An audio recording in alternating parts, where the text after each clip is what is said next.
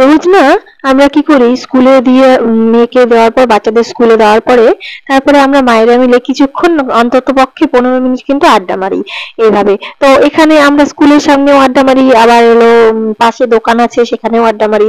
তো সবাই মিলে আজকেও মানে রোজ দিনকার মতো আড্ডা মারছিলাম। তো এখন আড্ডা মারতে মারতে মাঝে মাঝে কিন্তু মানে মনে হয় যে কলেজ লাইফটার কথা খুবই মিস করি। তবুও মানে কোথাও না কোথাও একটু ঘাটতিটা কিন্তু পূরণ হয়েছে। তো স্কুলে বাচ্চাকে স্কুলে দেওয়ার পরে তো আমরা একটু আড্ডা মারি, একটু নিজেদের মতো করে টাইম স্পেন্ড করি। তো বেশ ভালোই লাগে দিনটা কিন্তু।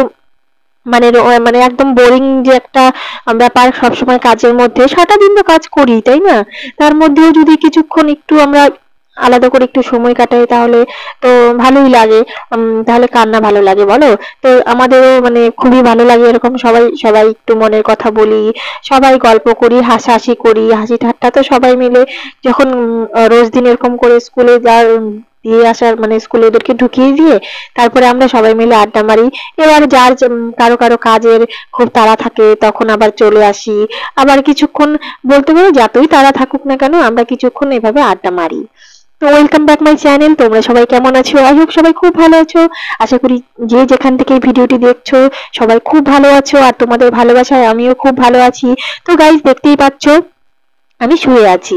তো আমি স্কুল থেকে কিন্তু চলে এসেছি। স্কুল থেকে চলে এসে এক সোজা একটু শুয়ে নিলাম, শুয়ে নিয়ে একটুখানি রেস্ট মানে হেঁটে এলাম, তো একটু রেস্ট নিয়ে তারপরে চেঞ্জ করে নিলাম, চেঞ্জ করে নিয়ে তারপরে একটু ডেইলি ক্লিনিং।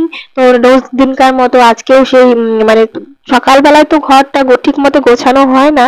সকালবেলায় তো ঘর মোছা, ঘর ঝাড় দেওয়া মোছা এগুলো করি, কিন্তু মানে সেরকম ভাবে ক্লিনিং কিন্তু করা হয় না। তো ওই জন্য দুপুর টাইমটা যেহেতু রান্না বান্না শেষ হয়ে যায় সকালেই, ওই জন্য দুপুর টাইমটা কি করি, দুপুর টাইমটাই এই কাজগুলো আমি করি। তোমরা এর আগে ভিডিওতেও দেখেছো। তো এরকম করে দুপুর বেলায় আমি এগুলো কাজই করি, সাধারণত এই ঘরের পরিষ্কার করি, এগুলো কাজই করি। আর বাসন তো থাকেই, সেগুলো পরে ধোবো। গ্যাস ট্যাস আছে এখনো পড়ে, এখনো ধুইনি, ওগুলো করব।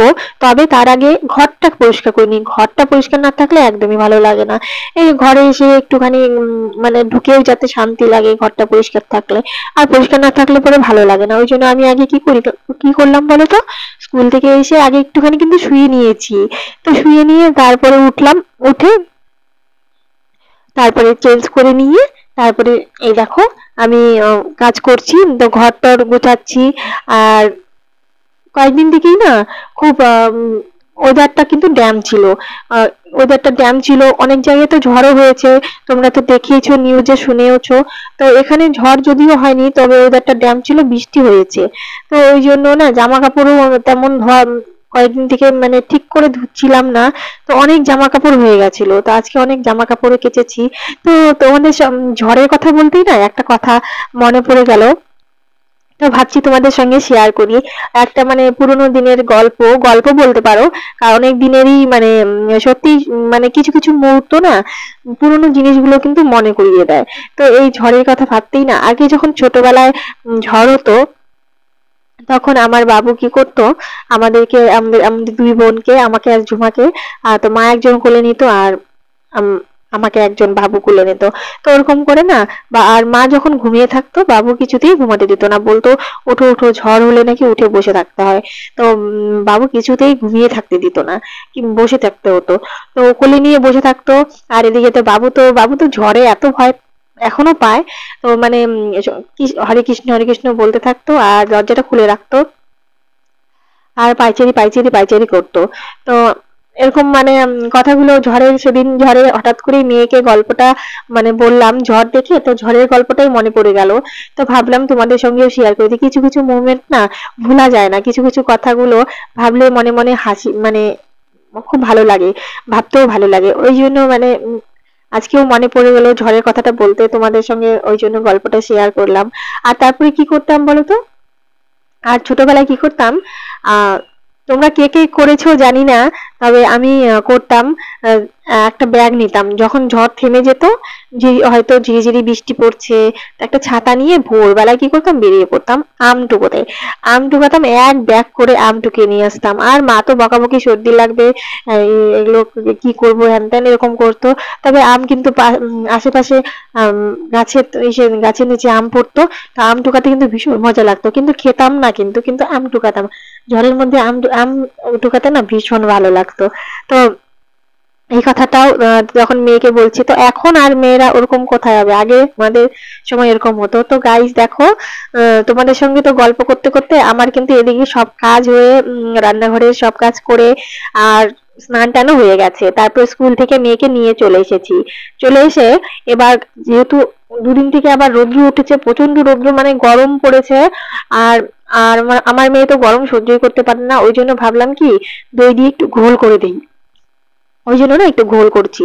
যদিও নাক সিটকাবে, খাবে না, খেতে চাইবে না, তবুও ভাবলাম দেখি ট্রাই করি, মানে বারবার করে কিছুদিন পর পর ট্রাই করি, চেঞ্জ চেঞ্জ করে, কারণ কোনো কিছুই তো ওর খাওয়াই হয় না। তো দেখা যাক, দেখো ওকে দিচ্ছি কি করে, কতটা করে। ওকে বলিনি এটা ঘোল, যে ওকে বলেছি এটা শরবত। তো ও তো খাচ্ছে, তো একটু একটু করে খাচ্ছে, কিন্তু তো খাচ্ছে আর মুখটা কেমন একটা করছে। তো ওকে আমি জিজ্ঞেস করলাম যে কেমন লাগছে, ও বলছে ভালোই লাগছে। তো লেবুটা আমি বেশি একটা দেইনি, অল্প একটু দিয়েছি। তারপরে দেখো না ওর পরিস্থিতিটা কেমন। আর হ্যাঁ, তোমরা কে কে ছোটবেলায় এরকম কাজ করতে, কমেন্টে কিন্তু অবশ্যই জানাবে। ছোটবেলায় কে কে আম কুড়োতে, অবশ্যই কমেন্টে জানিও। তো আমার কিন্তু ভীষণ মানে মিস করি এখনো, মানে হয় কি ছোট হলে ভালো হতো, তো সেই দিনগুলো এখনো খুব মিস করি। তো তোমরা কে কে মিস করছো, আর কে কে আমার মতো ছোটবেলায় আম টুকাতে, অবশ্যই কমেন্টে জানিও। অতটুকু খা না, দেখি কতটুকু। এর আম খাসি তো নাই, খাচ্ছি। কতটুকু আছে দেখো, অনেকগুলো আছে তো। কই দে দে, আমি খেয়ে নিই।